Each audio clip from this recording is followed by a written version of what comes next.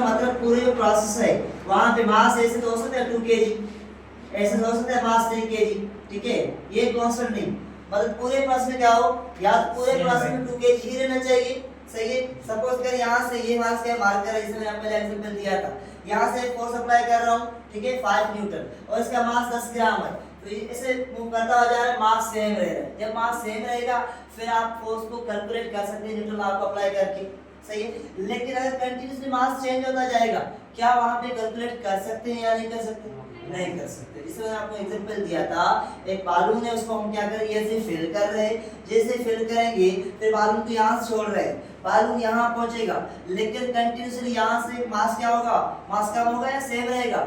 मास कम होता जा रहा है। जब मास कम होगा मतलब मास बार बार चेंज हो रहा है, पूरे प्रोसेस में मास वेरिएबल रह रहा है, ये जब मास वेरिएबल होगा वहां पे न्यूटन का लॉ एप्लीकेबल नहीं है, न्यूटन लॉ को अप्लाई करके फोर्स कैलकुलेट नहीं कर सकते।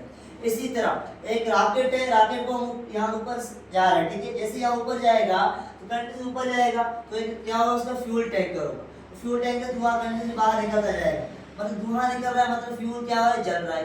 फ्यूल जैसे जैसे जलेगा उसका मास क्या होगा, कम होगा, मतलब जब यहाँ पहुंचेगा मास अलग होगा, यहाँ पहुंचेगा मास अलग होगा, यहाँ पहुंचेगा मास क्या होगा, अलग होगा, बार बार मास क्या हो रहा है उसका, चेंज हो रहा है। तो इसके ऊपर जो फोर्स लग रहा है वो फोर्स आप न्यूटन लॉ को अप्लाई करके कैलकुलेट नहीं कर सकते, इसके लिए अलग कॉन्सेप्ट है। यहाँ तक क्लियर है?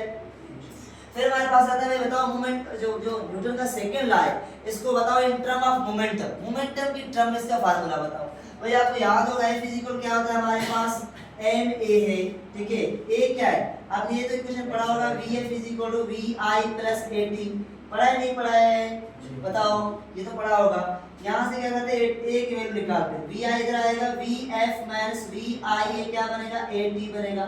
अगर यहाँ से a चाहिए, ये क्या बनेगा, Vf - vi अपन क्या आ गया, dt आ गया, है ना। तो अभी क्या है, जहाँ पे a है उसकी जगह वैल्यू पुट करें तो हमें इक्वेशन मिलेगा फोर्स का इन टर्म ऑफ मोमेंटम।